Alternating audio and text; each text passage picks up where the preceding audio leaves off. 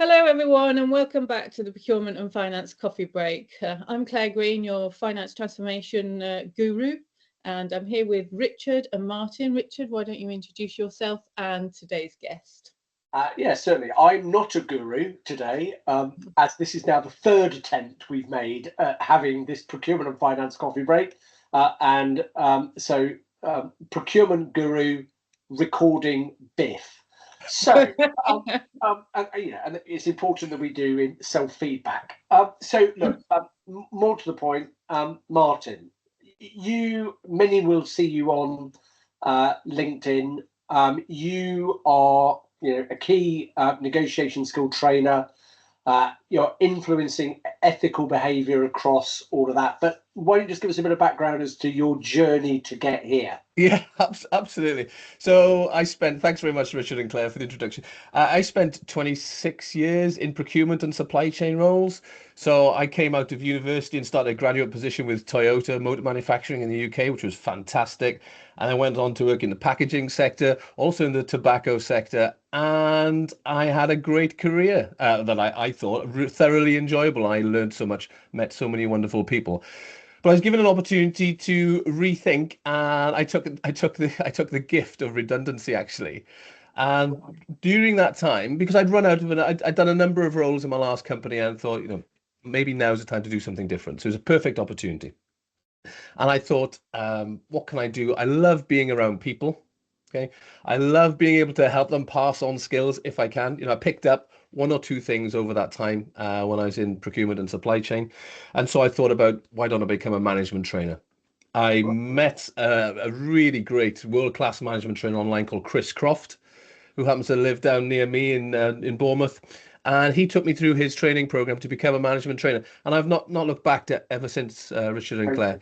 I was lucky enough to be to get 5 courses on LinkedIn Learning, and those have now been taken by 40,000 people across the world, and it's just amazing.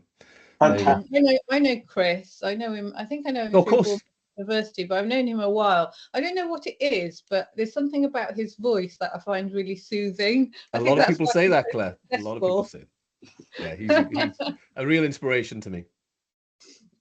Okay, then. So let's start with a practical example. In a change management situation where stakeholders or some stakeholders may be averse to change and new processes or systems, what is a good example of the principles you would apply to get them on board? Because from my point of view, when I'm managing large-scale ERP implementations or redesigning a target operating model, I find that typically one of the most challenging things to do, to manage stakeholders who are resistant to change. Yeah. Okay, so I didn't in my introduction, I didn't mention anything about ethical influence. So I'm I admit that. So I'm a coach of ethical influence from the Cialdini Institute. Cialdini is referring to Robert Cialdini, who's known worldwide as the godfather of influence. Okay, he's less well known this side of the pond, actually. He's from the US. But I'm a founding member and a coach of his institute. So I teach his 7 principles of persuasion or influence. And so he distilled those after years of research. So he's a academic professor by background, but he went undercover for 3 years to find out what it is that gets people to say yes and agree to things. So he distilled everything down into 7 principles that are universally applicable. So in your example, Claire, let's think. So he has a colleague, Gregory Neidert, who then kind of organized the principles in depending on where you are in your influence journey. So those are three stages. So the 3 stages are, firstly, cultivating a good relationship. Okay, that's the first thing. I'll come on to talk about the principles in turn. Cultivating the relationship. Assuming you've then got a good functioning quality relationship, the next thing you do, because the person you're trying to influence might be uncertain as to how they should proceed. So the next step is about removing uncertainty. And then lastly, you might have a good relationship, you might have removed the uncertainty from the mind of the person you're trying to influence. You still need them to take action. So the last stage is motivating for action. So going back to your example, firstly, it's cultivating a good relationship. there are 3 Cialdini principles that apply here. First is liking. Okay. People say yes to people they like. Okay. And so we know without that being in place, then you're always going to struggle. Now the trick here is you have to demonstrate to the other party that you like them. So even if they're the most difficult, recalcitrant stakeholder, okay, you have to show them that you like them. You have to find something about them that you like, and you pay them a compliment on that as well. It's a sincere I like compliment. your shirt. Yeah. For example, you have to be careful. You have to be careful. I mean, it could be a work example. You could admire their achievements, for example. Yeah. Might be something that's a safer compliment. I was trying to think a compliment that you thought, when you're finding someone hard work and you're thinking, how do I compliment this person? I can't think of anything to say. There's a bit of good in anybody. And what really skyrockets that is if you can compliment them behind their back. Okay, and mention to one of their team or someone who works with them, because you know what's going to happen. That person will share that piece of good news with the person you're trying to influence, because they want to be associated with good news. And so pay someone a compliment behind their back is really, really good for liking. Okay, finding similarities is another boost of liking. So that we've got liking covered. The next thing of cultivating a relationship is the principle of unity. So we tend to say yes to people that belong to us, are one of us, part of our clan, if you will. So if you've grown up in the same village, you have certain affiliations to certain bodies, be those political, religious, sports, whatever, then that can really boost that sense of unity.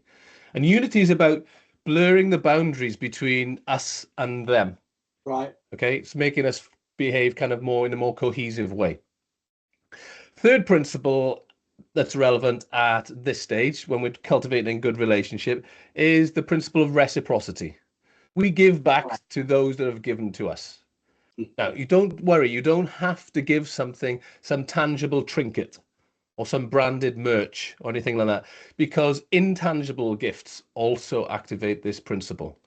So intangible gifts could be, you give someone your time, you give someone empathy, you give someone advice. All those kind of things act as an intangible gift that boosts that definitely means more than another water bottle, doesn't it? Exactly, because people get those all the time, and they don't they're meaningless.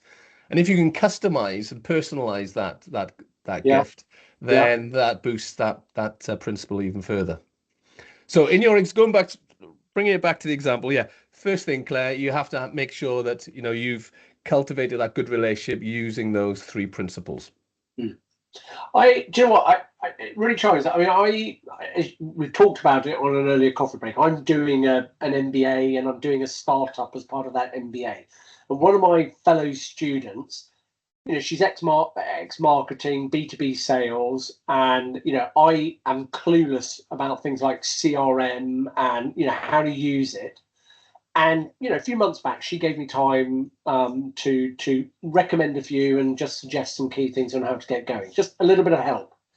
And last week, she asked me in return, could I help her? I've still got paid for Sales Navigator on LinkedIn, so she hasn't got that anymore. And she asked if I could give her some help. And of course, you naturally feel willing to do it. And the irony is, we hit a point where we couldn't do something that we both needed to do, and we just said leave it. But do you know what? The inclination on my part was part annoyance that we didn't manage to fix it, but I actually felt the need to solve the problem in order to be able to get the outcome that she wanted, which was a list of people that she could talk to. And listening to what you've just said, actually now, okay, so it makes sense at a human level, but actually that reciprocity of giving time to help someone is an incredibly powerful binder of relationships. It is. It's like we feel this strong sense of obligation to return, don't we, to that person that's given to us. But in a good way, not obliged as in, I owe them a favor, I've got to go and do it. Actually, in a genuinely positive way. Yeah. So the trick is always to look around and say, and to assess who you can help first. Who you can help. So not rather than saying, what can they do for me? what can I do for them? And that is Right. a really, really powerful. It kind of flips the traditional approach on its head a little bit. But you know that these principles are ingrained. So you see this reciprocity principle being acted out in infants, in people, in children of 2 years old. So Right. it really starts from childhood. Some of them are prenatal. Some of these principles go back to Yeah. when you're still in the womb, and it goes back to kind of primeval times when scarcity would be one where scarcity was a real driver of behavior, because if you didn't go hunting for your food and didn't get it in, then you would die. So Yeah. Yeah. Do you know what? As is so often the case, I'm going to go completely off piste from our I'm going to say carefully prepared meeting, because we don't do anything that carefully. I know that Claire is going to want to talk to you about how do you approach difficult people, and I can't think why Claire would want to have that conversation. In recent experience, but before we do that, I just want to really zoom in on this principle of ethical, this word. yeah. I work in procurement. We talk about ESG, we talk about human rights and that, but and every now and again the word ethical pops up. But I think it would be listening to you. I'd just like to just go not sideways, but just go out a bit and just ask you, can you just elaborate on what you truly mean by ethical? Yeah.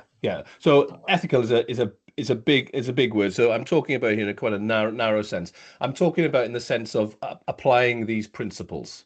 Right. Okay, so applying the principles and using them ethically, because the principles act on our subconscious. So if you've read any work by Daniel Kahneman and if you read Thinking Fast and Slow, you'll know that 95% of our decisions are made subconsciously using our system one brain, our fast automatic subconscious brain. And so only 5% of decisions we use system two, where we use careful rational thought. Right. Even in business to business, and this is what blows people's minds. So bearing in mind that 95% of our decisions are made subconsciously based on emotions, the principles are therefore very, very powerful. So used in the wrong hands, or used in a malicious way, they can be really, really harmful.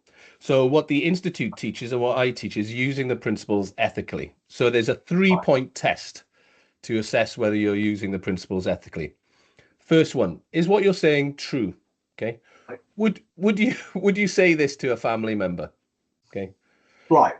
Is the principle you're using naturally occurring in that situation? So the principle of scarcity. If you're saying that, I've only got 5 days of consultancy capacity left until the end of the year, and that's not the case, then that principle doesn't naturally occur there. Okay. And then lastly, the third of the 3-point test is it wise? Is it wise for that other party to follow what you're suggesting? Okay. Would they come back? Does it leave them in a better place? Is it a win for both parties? Good for me, good for you, then we're good to go. So that's that 3-point test: true, natural, and wise. You know what? I thank you for sharing that, because I think, as you say, it's such a broad word. I mean, the whole challenge in the ESG space is it can mean anything to anyone, really. But I think, as you said, that principle is it true? Is it naturally occurring? And is it good for them in the long term? Is a really good test. And, again, reflecting now on what you've said, I can think of many situations in which, you've negotiated an outcome which would fail at least one of those tests. I mean, not so much is it true and is it naturally occurring, but is it the best thing in the long term? And this morning, I've just been training a group of procurement professionals, about how to make decisions over which supplier to use for a particular product. And, like most procurement teams and in most organizations, there's a big focus on cost. But their organization's got a target for environmental improvement, reducing CO2. It's got a commitment to protecting human rights across their supply chain. So therefore, a decision on cost that actually involves higher damage to the environment or bigger risk to people would fail that test of an ethical decision about which supplier to use. Is my understanding right? Well, so that's about the ethics of a supplier when when you're considering cost and the environment. So what I specifically teach is about using the principles. So it's about the application of the principles. Is it true, natural, and wise? Right. So Okay. would the idea is to create long-term sustainable business, not a one-off. I've done a hard sell. It's not actually in their interest, but it's in my interest, and I'm pursuing my Yeah. own goals. Wise means you're pursuing. You also want the other party to achieve their goals as well. Leave them better off from having dealt with you, and want to return to do business with you in the future.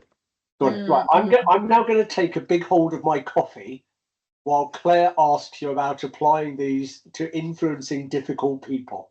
Off you go, Claire. So I think a lot of businesses can think about that. They often do the sell, or often what I see in consulting is consulting services sold on a time and materials basis. But the client really not being that organized in whatever engagement it is, and then the costs just skyrocket rather than a consultancy saying, if we continue to bill you on a time and materials basis, that this isn't going to be the best value for money for you, and these are the things that you should really do to organize yourself on this engagement, or we can do it for you as an additional service. So I don't think it's just in negotiation. I think a lot of businesses can think about how they act a little bit more, I guess, in the best interests of a customer, and therefore build that relationship stronger, right? Because whatever C-suite signed off the engagement is just going to get annoyed that the costs have skyrocketed because you've just basically taken advantage. Yeah. Sorry, Claire, go on. Yeah, no, I was just thinking how that sort of applies to some of the programs of work I've managed, with suppliers. But what I'm interested to know is how would you advise to adapt your approach for different personality types? Because I would say I'm quite open, quite outgoing person, but sometimes I struggle with more analytically minded, introverted people who can be a bit dismissive or avoidant. How would you adapt your approach depending on the personality? That is a great question. Now, we've covered the three principles so far under cultivating a relationship. So we've got liking, unity, and reciprocity. Okay, I'll just go through the rest of them for completeness, and I'll answer the question. So removing uncertainty, the next step, you'd use the principles of authority and social proof. Authority demonstrating your credentials to the other person to make them feel that they can work with you. You know what you're talking about. And social proof is we tend to take the lead from others when we're uncertain on how to move forward. We look to others to guide how we should behave. So if a website has lots of reviews, positive reviews, or a product has lots of reviews, Yes, we feel definitely. comfortable in just going ahead. So that's removing uncertainty, and then the last set is motivating for action. And the two principles that are applicable there are scarcity. Okay, so if something is scarce, we value it more. We're more likely to take action. And lastly is consistency. So people tend to act consistently with what they've said or done in the past, particularly if they've made public, active, or voluntary commitments. So we got all the 7 principles there. Now, going back to your question, some of the principles work best actually on different personality types. So if you think of the disc model, with the red, the yellow, the green, and the blue. So if we look at the reds, the drivers. So reds, these people don't care much about the relationship. Okay, they're more interested in being task focused and getting stuff done in a very high tempo. Yeah, the more sort of action goal orientated sort of people. Yeah, you got it. So one of the principles used there will be consistency, because they believe deeply what they've said in the past is right. Yeah. Okay, they back themselves. Authority would be the second principle to use with a red, because they respect people who are peers or above their status. And then lastly, scarcity, or more specifically, loss aversion is a good one to use with reds. We're losing £1 million a year because we're not doing this. That will get them to take action. What won't work with a red is things like liking. They don't care whether you like them or not. Okay, there's no need for the relationship. And reciprocity. They can get what they want from somewhere else. So yeah, with a red, consistency, authority, and scarcity. That certainly rings some bells with a CFO I've been working with this year. Drink coffee. What was the other one, Claire? Was it the analytical type? Yeah. So which again, can be quite a hard personality, can't it? Because if they're kind of quite introverted, and sometimes even when you ask them what's on their mind, they won't tell you what's on their mind. Yeah, they can be quite closed books. So I don't know about you two, but I'm a yellow predominantly. So yellow enthusiast or expressive. And where you have that diagonal combination, so yellows and blues really struggle with communication, and similarly reds and greens. So yeah, these can be really challenging. A blue analytical can be really challenging for us yellows. But the principle, obviously, I'm a blue analytical introvert. So clearly you can just tell, right? Yeah, it screams analytical. So the principles that would work best. I mean, again, all of these principles, they're not a silver bullet. They're not magic that's going to work every single time. But it's going to load the dice in your favor if you use them effectively. So with analytical blue, authority works. Principle of authority. So they're data-driven people. So it's easier for them to buy into your idea if you can demonstrate authority and capability in what you're asking them to do. Consistency also works with blues because they will trust their intellect and back their judgment. And then the surprising one that can work with blues is reciprocity. And it's because it's a rule, and blue analyticals are rule followers. And reciprocity, as we talked earlier, it's something that we learn as children. If you're given something, then you must give back. So reciprocity can work with those. And let's complete the set then. So let's talk about ourselves, yellows. Okay, so liking works as a principle to use. The more they know and like you, the easier it will be for the other person to help you. Yeah. Okay. Reciprocity is another good one. They like to trade favors.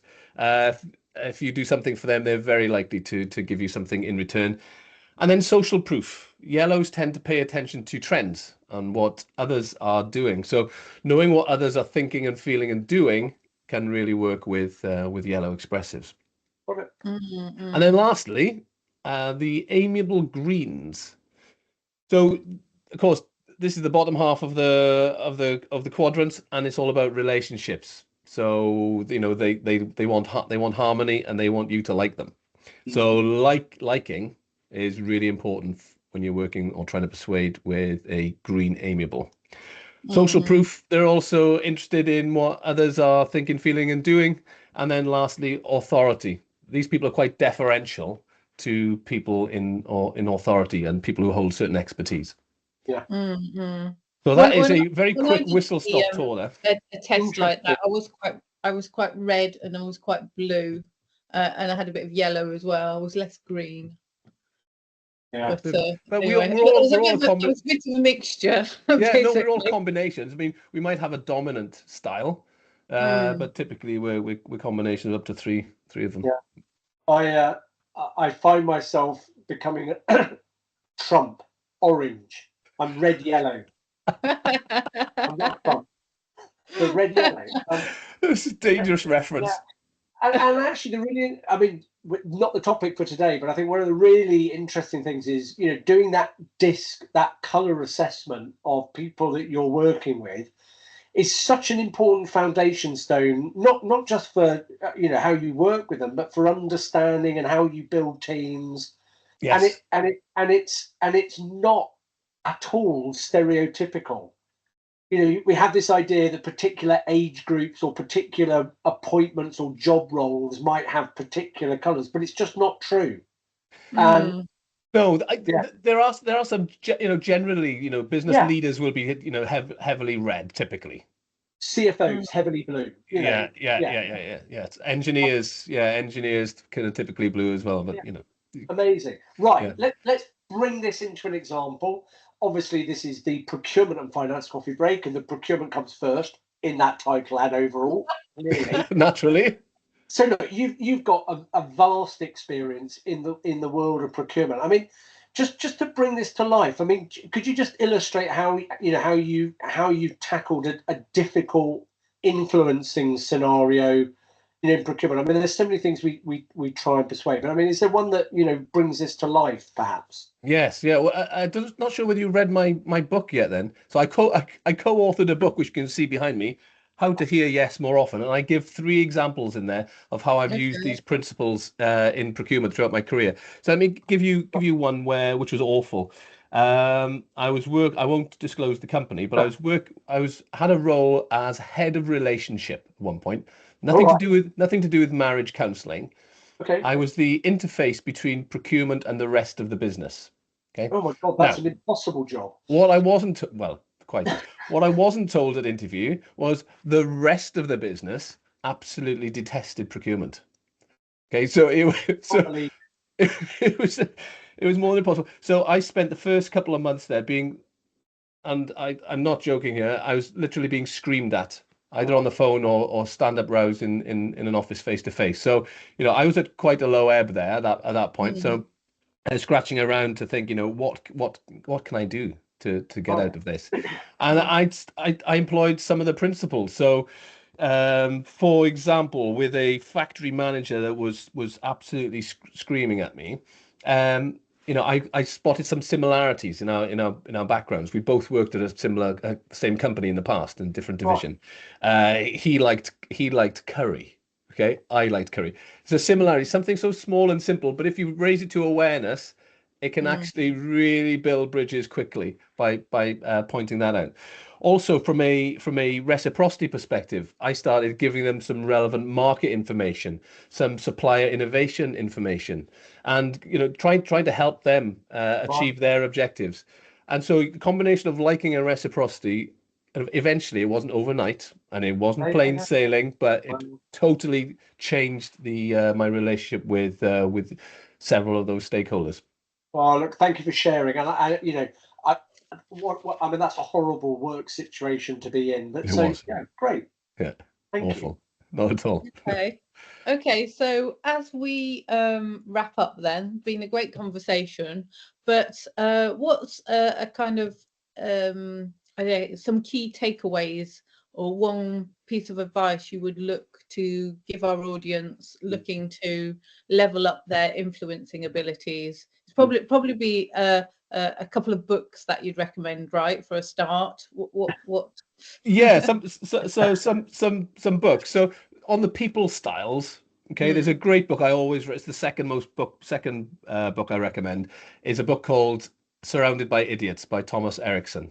Right. Yeah, So that is absolutely fantastic. Really well written, really amusing as well, and really explores all these different foibles and traits of these different personality styles. And you'll read, when you come to Your Color, you'll think, oh my goodness, yeah, that's exactly me. So certainly read up on that. But if you want to understand persuasion, okay, and the principles, then a book I recommend is the one written by Cialdini, which is called Influence. It's 40 years old, but still absolutely relevant. It's selling more now than ever before. But it's a superb book, and it explains with lots of case studies about how the principles work and how to get them to work for you. Well, okay. Yeah, really recommend it. And come and talk to me if you want to find out more. Well, Connect on LinkedIn. Absolutely, yes. And for anyone watching this, there's an open invite to reach out to Martin, start a conversation, and see how that will help. So, look, personally, thank you for sharing, and actually for. As is always the case when you listen to people who are experts in what they do, you reflect on stuff that's happened. And you can kind of, raise your mind and say, actually, I can now see why or what has made that happen, or what I did to fix it. So thank you for sharing. Not at all. My pleasure. There's one more thing actually. Oh yeah. In procurement, some people and in business to business relationships, people think, no, we make decisions rationally. You know, we're procurement, we make decisions rationally. Well, how so? Because we're all people. We're all susceptible to these principles, these decision triggers. We're all emotional human beings. We don't take off the cloak, or we don't take off a cloak and change we don't remove humanity from us when we cross the line to the office. So yeah, they work in B2B settings as well as business to consumer settings. So you know what, I'm chuckling inside. 2 days ago, I was talking to a client who wanted me to do some coaching for one of their team, and the situation was they use an AI tool to do analytics of RFP responses and recommend the best fit. And the individual consistently ignores the AI and makes a different decision. And when challenged, it was exactly that. Emotion, I like that option, that supplier, even if all the facts on the ground say something completely different. Absolutely. We tend to make two decisions. Firstly, we make a decision emotionally, and then secondly, we'll justify it. We'll justify it with some kind of logic. Yeah. How about that? Yeah. Wonderful. Thank you. There you go. No, my pleasure. My pleasure. It was a delight to chat to you both again. Well, again, yes. I mean, the funny thing is, though, right? We had our first attempt at this some time ago, and there's always a bit of a worry, isn't there, that you're going to have a slightly stale conversation because you're just going to be having the same interview again. Actually, none of it. What I enjoy most is that we've actually changed the topic in many ways. We've talked about completely different stuff, and every bit of it has been good. Thank you. Excellent. I'm really delighted to hear that. Thank you so much. No, you're very welcome. Go then, Claire. I can't be trusted to close things out, so I'm going to hand it back to you. Well, that's all for the Procurement and Finance Coffee Break for now. Goodbye, everyone. Yeah, take care. Martin, Bye-bye. thank you. Bye. Bye. Bye-bye.